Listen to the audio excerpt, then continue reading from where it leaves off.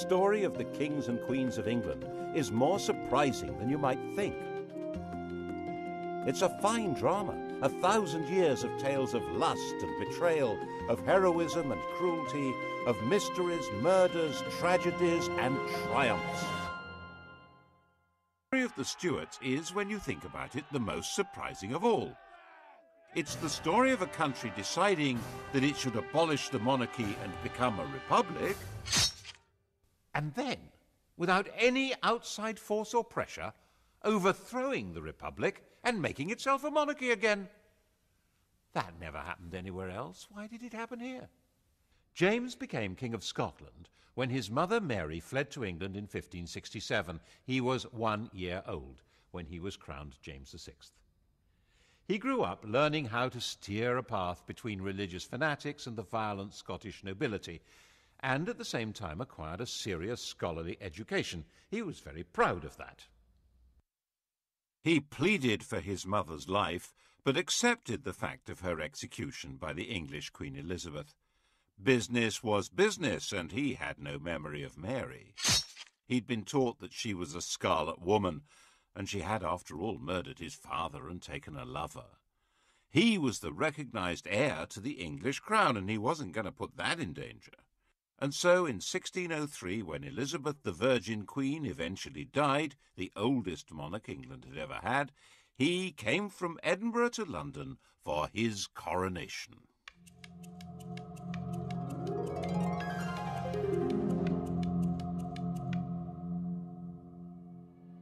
He was openly bisexual. The word in London was that Elizabeth had been a king, and now they had James the Queen. In Latin, of course. By the accident of heredity, England and Scotland were now united in a single kingdom, Britain. Everyone had high hopes of James, especially the Roman Catholics, who thought that his distaste for bossy Scottish Presbyterians would encourage him to lift Elizabeth's restraints on their worship. They were wrong about that. So a group of well-connected Roman Catholic terrorists planned to blow up the entire political structure at the opening of Parliament in 1605. They brought over an explosives expert from the Low Countries. He organised placing 2.5 tons of gunpowder in a cellar under the Palace of Westminster. It's a sign of how secure England became that for the last 200 years, November the 5th, the anniversary of Guy Fawkes' capture, has been simply an excuse for a fun night of pretty explosions. Today, of course, in the shadow of 9/11, 5/11 has a more chilling resonance.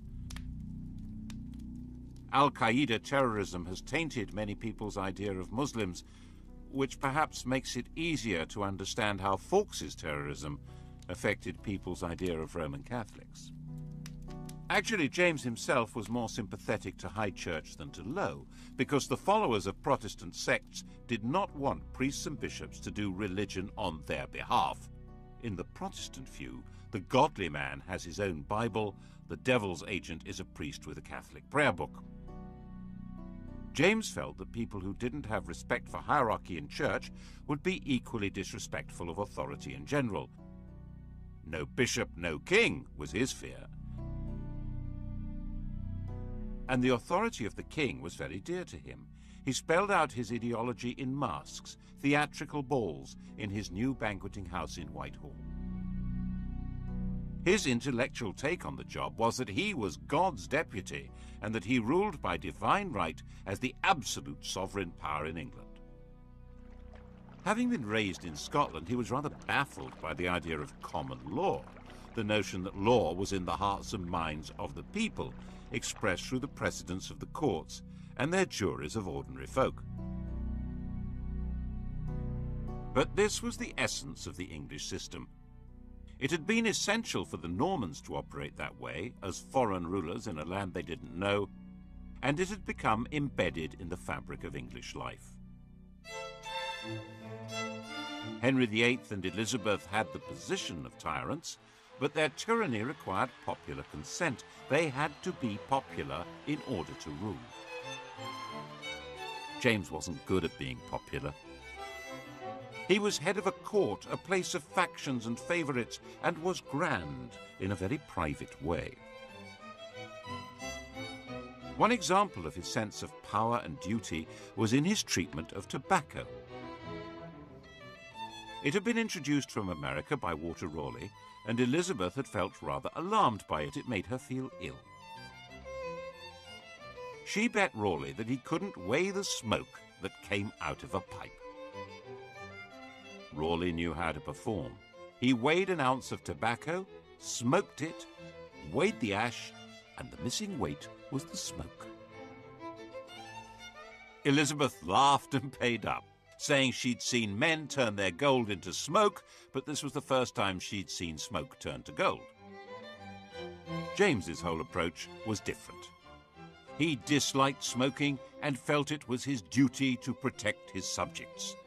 But he was a rational man, a teacher, so he wrote a pamphlet, Counterblast to Tobacco, explaining that it was loathsome to the eye, hateful to the nose, harmful to the brain, dangerous to the lungs, and in the black, stinking fume thereof, nearest resembling the horrible Stygian smoke of the pit that is bottomless. He wanted to persuade people by the force of his argument, so he published it anonymously. Of course, no one took any notice. So, as the wise and kindly father of his people, he banned the growing of tobacco in England and increased the customs duty on tobacco by 4,100%. And reissued the pamphlet with his name on it. His whole approach was based on rational thought, not an English habit, and what he saw as the absolute authority of a king, also rather foreign to them. And his authority was not backed by any army, and his income was too small to run both the court and the government. The regular royal income came from rents on lands, feudal dues, and customs duties. But the flood of gold and silver coming to Europe from the New World had created inflation, reducing the real value of that income. Medieval government was designed for rather static farming economies and vast estates. Towns, run by common folk with special liberties granted in charters, had been useful little add-ons. But now international and intercontinental trade had blossomed. The nobles had declined, the towns had become major financial centres. Inflation, the growth of Protestantism, a lack of respect for traditional authority, the emergence of assertive members of Parliament, none of this was restricted to England. But in England it had a slightly different flavour. Everywhere else the ruler made the law. He was the law. But not in England. Kingship existed under the law. James simply didn't understand this. He was certain that the job of king meant being above the law. And being James, he not only understood this was the problem, but said so, as a matter of principle. And when the Lord Chief Justice disagreed, the Lord Chief Justice got the sack. James was, people said, the wisest fool in Christendom. He needed to raise taxes, but taxation was always regarded as a special event. Taxes might be levied if there was an emergency need for cash, but the law said that this could not be done without the agreement of Parliament, which gave the Commons the chance to present demands to him. They expected what was called redress of grievances before granting him supplies, and these were exactly the kind of people who tended to be Puritans, low church, with no real sense of proper deference to people better born than themselves. So he avoided that as much as possible. His way of life didn't help either. His diversions were hunting, an obsession, and pretty young men, another obsession. Right at the start of his reign, he took up with a pretty young Scot who'd been his page. Robert Carr was given the estate of the executed Walter Raleigh and quickly became a viscount and a privy councillor. When Carr decided to wed the married 17-year-old Countess of Essex, who hated her husband, James helped to sort out the divorce. The Countess's family, the Howards, detested Carr, but realised this was the best way to get into favour at court. Carr's close friend, Sir Thomas Overbury, tried to warn him off that filthy, base woman, which annoyed the Countess.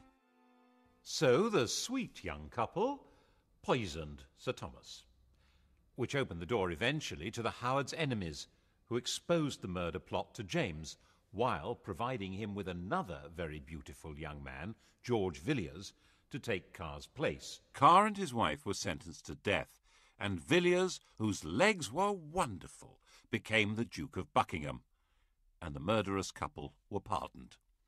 James wasn't exactly a Puritan's role model. By the time King James died, aged 58, in 1625, the King and the Puritans were set on course for a direct collision, and his son Charles wasn't going to change direction. The new king was 25 years old, gauche with a nervous stammer, but deeply conscious of his place as God's anointed ruler of Britain, the new father figure, and he played the part of absolute ruler as well as he possibly could.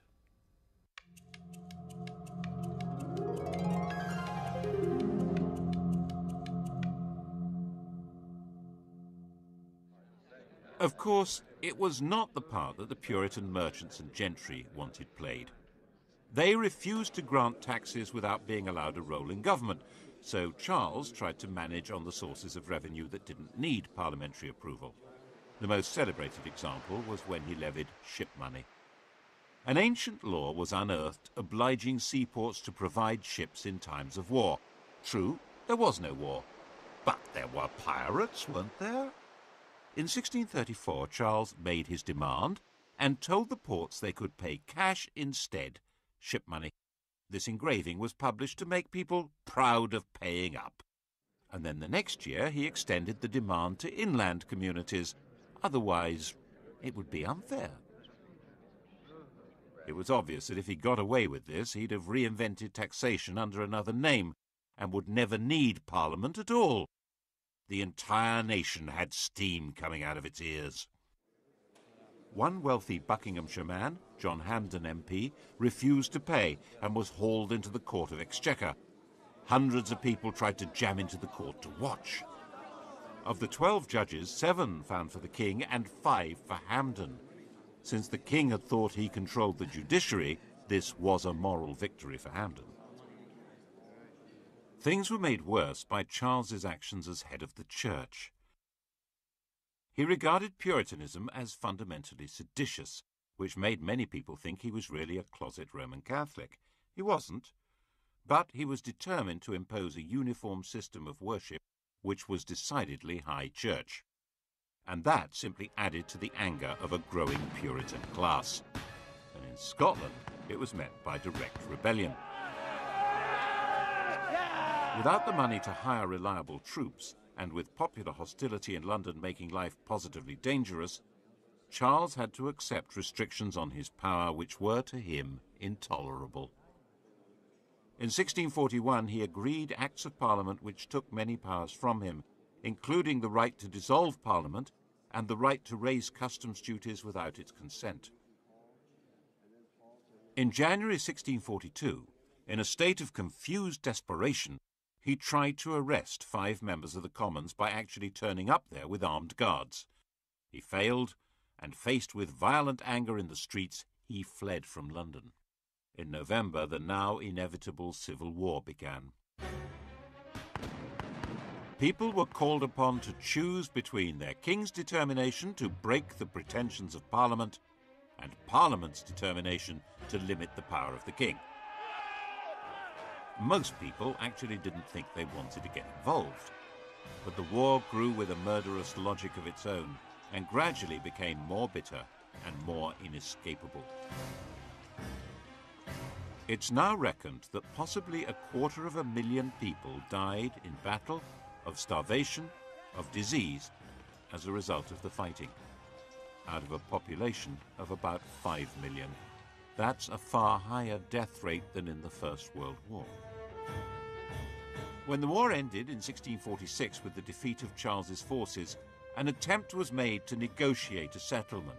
But Charles was a dishonest negotiator, simply using this opportunity to try and organise the conquest of England from Ireland and Scotland. And then something quite new happened. In the brief and decisive Second War, the Parliamentary Army developed a revolutionary will of its own.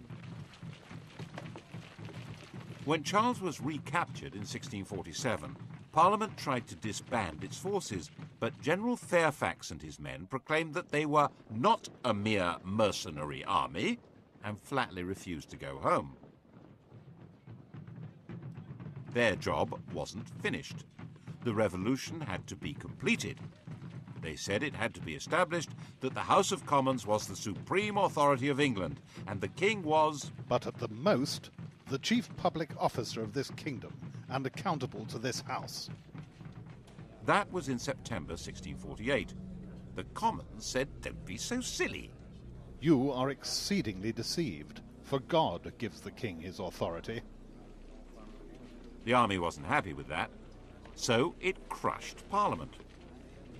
It occupied London, used St. Paul's as the cavalry stables, and looted the treasury. 45 MPs were arrested, 146 were barred. The rump that remained were in effect the members chosen by the army, who would do what it wanted, which was to put Charles on trial for treason, for levying war against the Parliament and Kingdom of England. The Rump Parliament, as people called it, resolved that they could make laws without the consent of the king or of the House of Lords, and then passed a law setting up a court to try the king. Charles said that he didn't recognise the court, as someone needed to explain to him what authority it possessed. On the 27th of January 1649, this court condemned him to death. Charles was taken to the banqueting house, that theatrical set built by his father for dramatic presentations in which the scripts were all about the glory of royal power. It was no longer used for those masks. Charles had commissioned Rubens to make paintings for the ceilings, and they were too precious to be damaged by candle smoke. The ideology of the performances had now been put on permanent display by Rubens. The paintings celebrated James's absolute rule, casting out war and discord, bringing peace, harmony, order, and prosperity to a grateful people. Charles, the small, dignified, stuttering man who'd commissioned the work and presided over the reality that flowed from it, was marched out through a window onto a specially constructed platform. He wore a thick vest so that he would not shiver with cold, which might be mistaken for terror. And on that stage he knelt with calm dignity, and his head was cut off. Britain no longer had a king.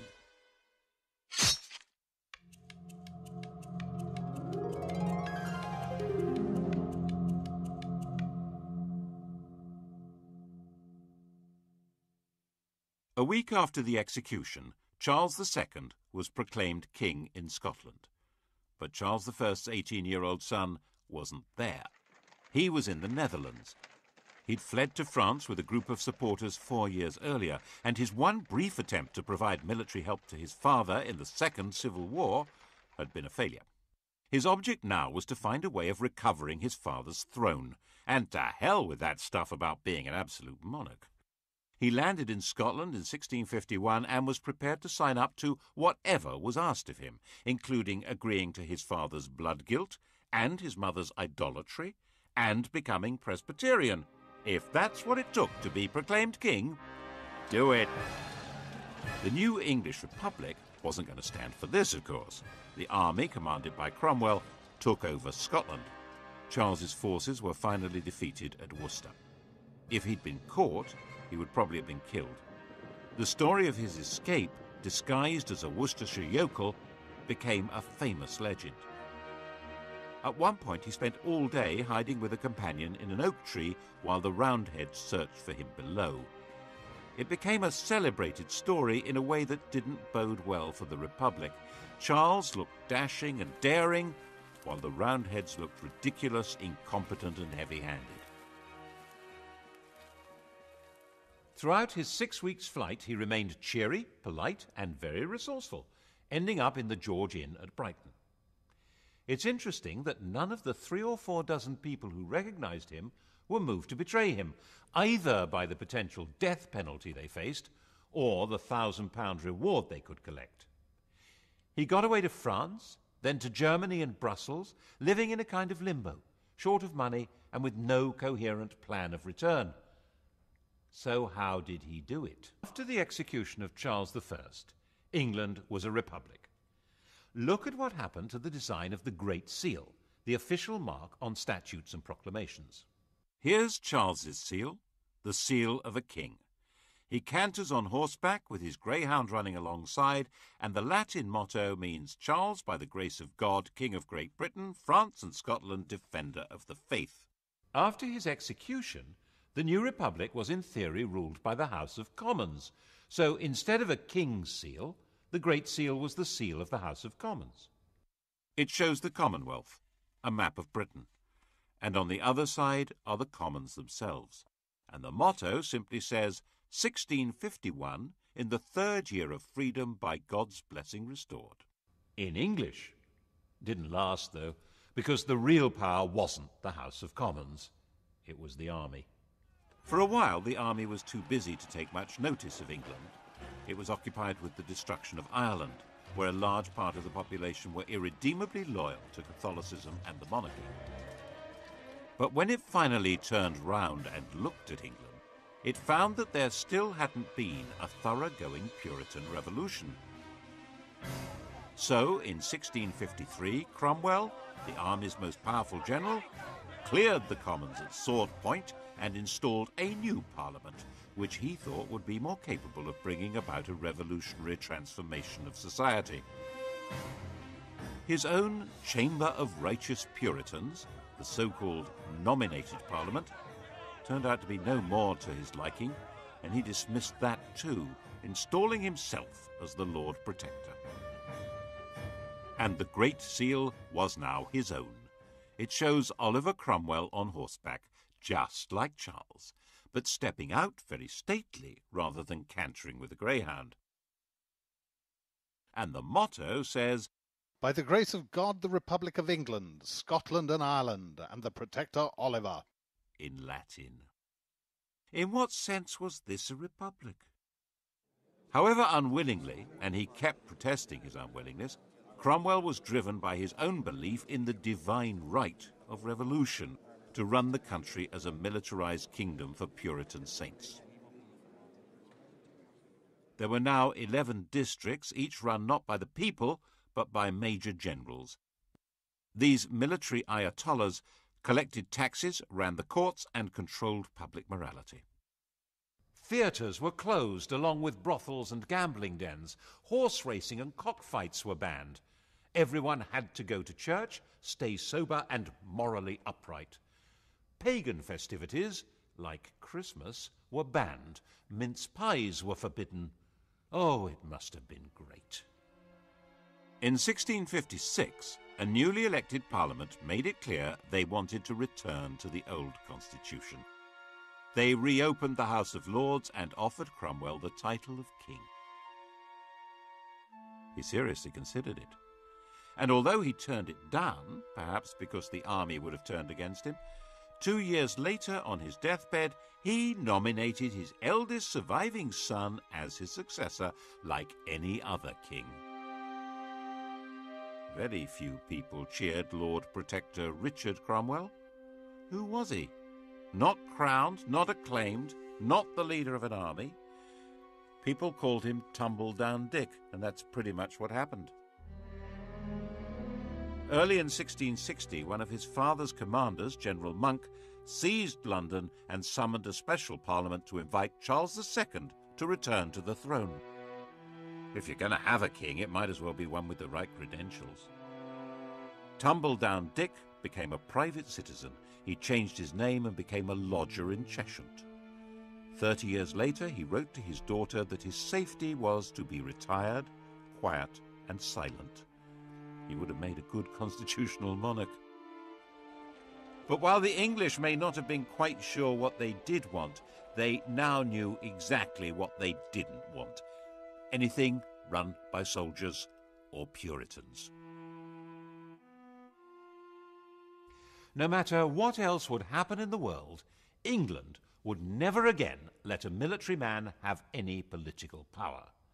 And a deep and abiding suspicion had been created of anyone who looks like a revolutionary or a religious enthusiast. Actually, this explains a lot about English history. Most countries were at some time in the last 300 years infected by revolutionary fervour or ideological passion. But England, it seems, has been vaccinated. It's been pretty much immune to political feverishness. Still is, I think.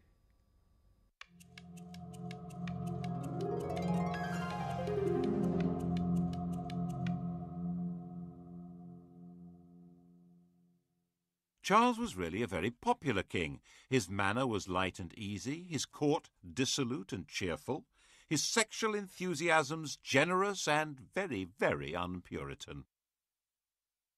As those great historians Sellers and Yeatman put it in 1066 and all that, not so much a king, more a monarch. The years since his father's execution were called the Interregnum, and the idea was to pretend that nothing much had really happened. The parliamentary records for those years were torn up. An Act of Parliament gave the new king control of the armed forces, and Parliament agreed to give him an inadequate annual revenue. 10 of the people who'd been involved in the execution and trial of Charles I were themselves put on trial, and then hanged, drawn and quartered. Cromwell and 3 other military commanders of the parliamentary army were also put on trial. They didn't put up a very convincing defence, being dead. Their bodies were dug up and hung in chains at Tyburn. It was all good popular entertainment, and theatres reopened and maypoles were back in business. Merry England had been restored. Charles had given a written promise of pardons, arrears of army pay, and what was called liberty of tender consciences in religious matters. He also confirmed land purchases made during the Interregnum, which helped maintain stability but was a bit of a blow to cavaliers who'd lost their wealth and their land by being on the wrong side. In a way, the sense of a new beginning was strengthened by the destruction of the capital by plague and fire. Plague was a swift and grotesque disease, which had erupted frequently before, but in 1665 it took a firm grip and killed about 20% of the city's population. London was largely turned into a ghost city as the survivors fled. The king, who'd moved to Hampton Court, gave £1,000 a week to London charity. And then London began to burn. The king returned to the city with his brother James, the Duke of York, to take personal charge of firefighting in the streets. Everyone knew that the mayor had been too timid to pull down houses that might have created fire breaks until he was directly ordered to do so by Charles. It certainly helped the royal image, though it didn't help London much. The old, rotting, diseased structure was purified by an inferno that simply burned the place away as thoroughly as if it had been blasted by a nuclear weapon, and a lot more cleanly. And the new city that arose was a classic image of the political settlement of the restored monarchy. The old medieval structures had gone, but Christopher Wren's plan for a brand new city of piazzas and arcades was rejected. That was the sort of Renaissance princely city that existed on the continent. They were the stages on which state ceremonies could be impressively performed by grand leaders, not needed here. Wren was allowed to build a new modern cathedral and a swathe of churches in which altar, pulpit and congregation are positioned to be equally important, not too Roman Catholic, not too Puritan. But the old street plan was retained. Everyone could rebuild their own place on their own plot, and the narrow streets and little alleys of medieval London that still existed in everyone's memories regrew from the ashes, Even now, neither German bombs nor modern developers have quite destroyed them. There mustn't be another fire. Laws would insist on flat fronts, no overhangs, more brick. But the old city that had no overall plan, not even a basic map, reappeared with modern improvements designed not for a new life, but for a better continuation of the old one. Exactly. There was a general desire to better continue things as they had once been, rather than invent something new or imitate something foreign. There was one other marker in the rebuilt London that showed what kind of country this now was. This fine column. It marks the site where the fire had begun. It shows the destruction of the city. There's Charles surrounded by liberty, genius and science, giving directions for its restoration. And there was originally an inscription explaining that the fire had been deliberately begun by papists. In order to the carrying on their horrid plot for extirpating the Protestant religion and our English liberty, and the introducing popery and slavery. It was nonsense, but a French watchmaker was hanged for his part in the non-existent plot. Robert Hubert. He wasn't in London when it happened. There was a pathological fear of papists. Awkward. Charles had a pension from the King of France given when he'd promised to convert to Roman Catholicism. The trick to being a king in this situation was, Charles understood very well, not to say exactly what his job was. There was a parliament, and it was beginning to form parties, one pro-monarch, one anti. But Parliament didn't actually rule the country. That was done by the king's ministers, a kind of cabinet government, referred to as a cabal, which meant that Charles wasn't seen as entirely responsible for things going wrong, which they quite often did. The Earl of Rochester wrote a mock epitaph on Charles's bedchamber door. Here lies our sovereign lord the king, whose words no man relies on, who never said a foolish thing, nor ever did a wise one. Charles saw it next morning and said, "Quite right. My words are my own, but my acts are the acts of my ministers." Charles died in 1685, 54 years old. On his deathbed, he converted to Roman Catholicism.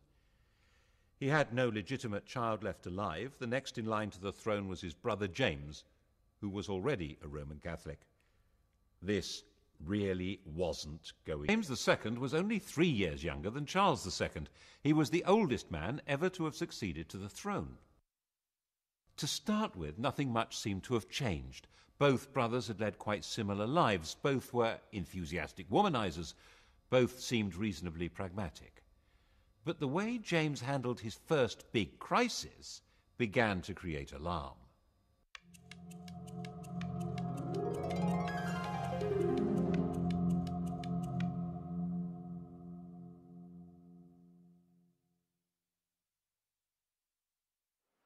The restoration of the monarchy had obviously not been welcomed by everyone.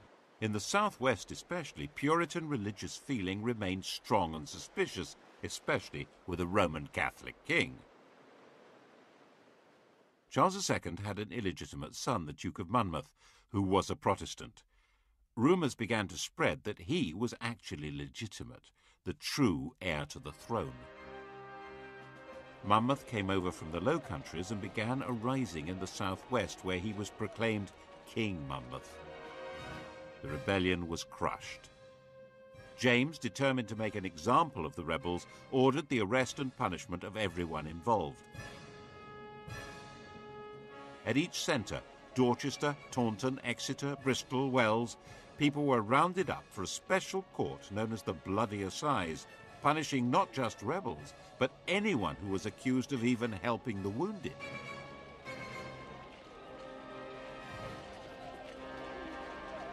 Around 230 people were executed, some hanged, drawn and quartered, and about 850 were sent to labour in the West Indies for 10 years. And many more, of course, were fined and had property confiscated. And James did not disband the army that had been formed to put down the rebels. England had a standing army again, just as it had under Cromwell. And he appointed Roman Catholic officers to run it. People began to murmur, and when the House of Lords expressed discontent, he dissolved Parliament. And as he continued to appoint Roman Catholics to public and church offices, public support began to ebb away from him.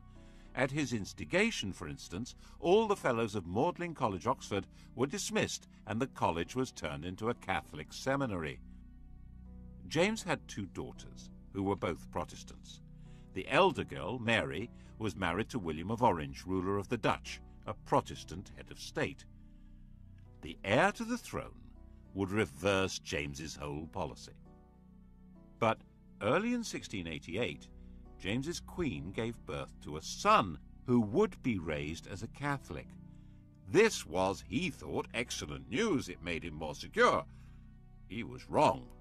It sealed his fate. Well, that and the fact that he seemed to be preparing for a joint war with Catholic France against the Protestant Dutch.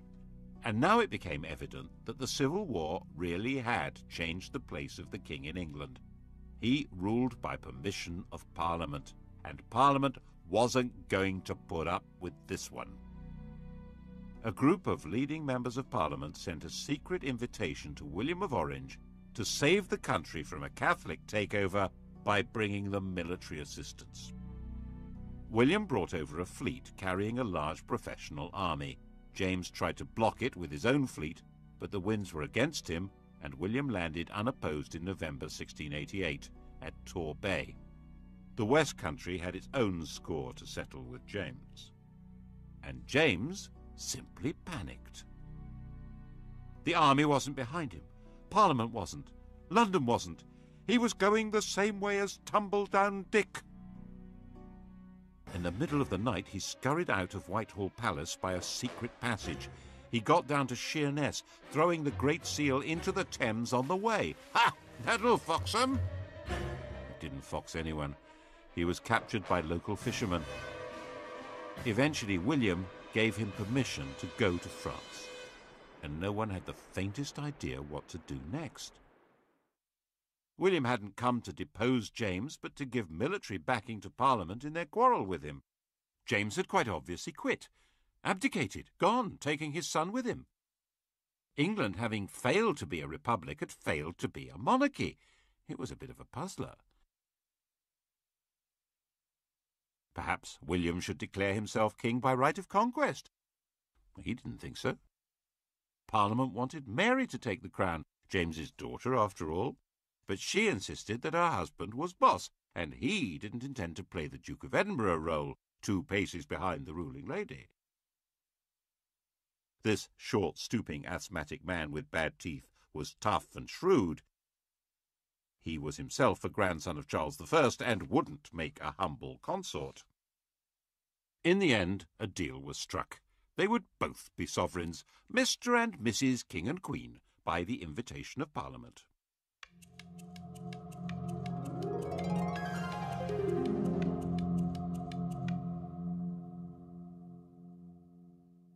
And they had to sign up to some basic rules.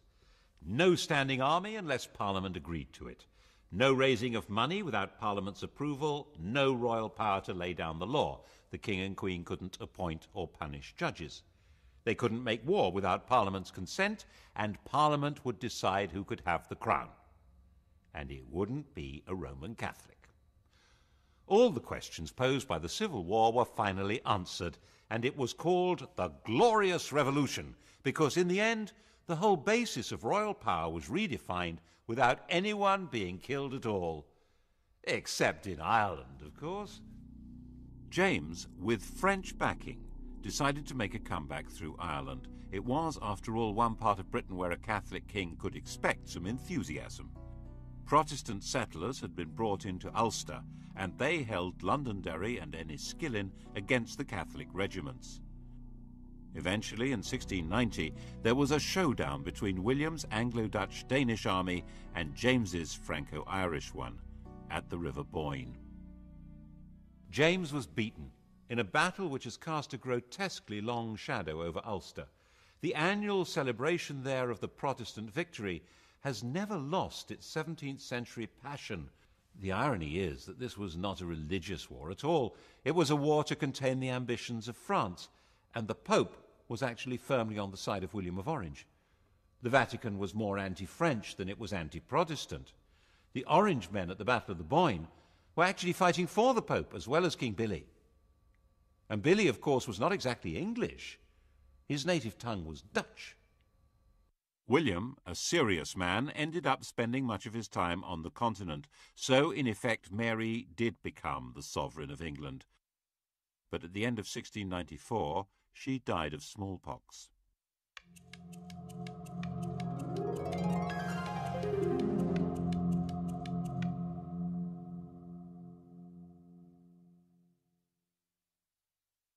England was now in effect ruled by an oligarchy through Parliament. The king had a role, but by no means a commanding one. Part of that role, as he saw it, was to push forward religious tolerance in a fundamentally intolerant country. Tolerance does have its limits. At his death in 1702, the question of the succession had already been agreed and settled. The crown passed to Mary's sister Anne.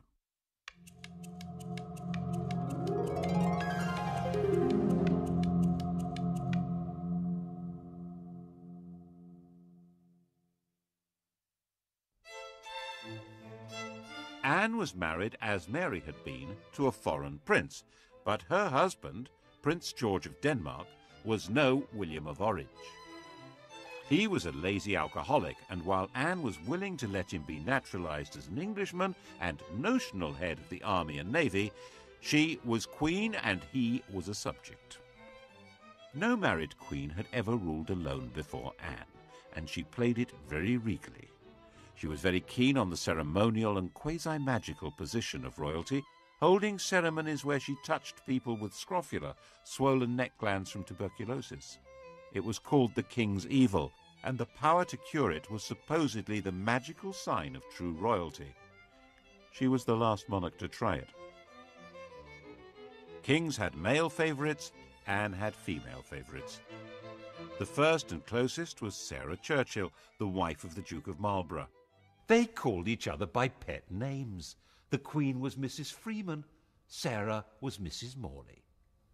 Mrs. Morley's husband was England's leading military commander and the architect of a stunning victory at the Battle of Blenheim that placed England in a dominant position in Europe. But England's Queen did not decide who to fight or when to fight or how to fight. Politics was no longer really her business. Even when in 1707 England and Scotland were formally and permanently united by the Act of Union, it was not Anne's doing, but Parliament's. Anne did, it was true, refuse to sign one Act of Parliament at around that time, but it was a very minor technical issue, not a real challenge to the power of the politicians. Her life was spent more playing cards, chatting, being ill, and having 19 pregnancies. These pregnancies were watched with fascination by an elderly lady in Hanover, Sophia, the Electress Duchess of Brunswick-Lüneburg. She was James I's granddaughter, and because there were so few Protestants of the blood royal left alive, she was, by Act of Parliament, next in line to the throne, if Anne died childless, and if she lived long enough. One by one, Anne's pregnancies came and went. 14 miscarriages and stillbirths, 5 live births, but by the time Anne was widowed in 1708, all of them were dead. Sophia, aged 78, now just had to outlive the 43-year-old Anne to become Queen of England. Anne was a sick woman. Sophia was tough as an old boot. She knew she could do it. But in 1714, Sophia received an outrageous letter from Anne. Anne had somehow got the impression that Sophia was going to secretly send her son George to England in some kind of plot, and she told Sophia that would not be allowed. Sophia, now 84, was shocked, and the shock killed her, just 9 weeks before Queen Anne died. Sophia had failed. But her son George would now be king. In theory, a very weak constitutional monarch, but that hardly explains why 65 years later Englishmen launched a new war against royal tyranny and thousands were killed. England's royalty hadn't exactly packed up and disappeared, but the story of what they had done will have to wait for the next episode.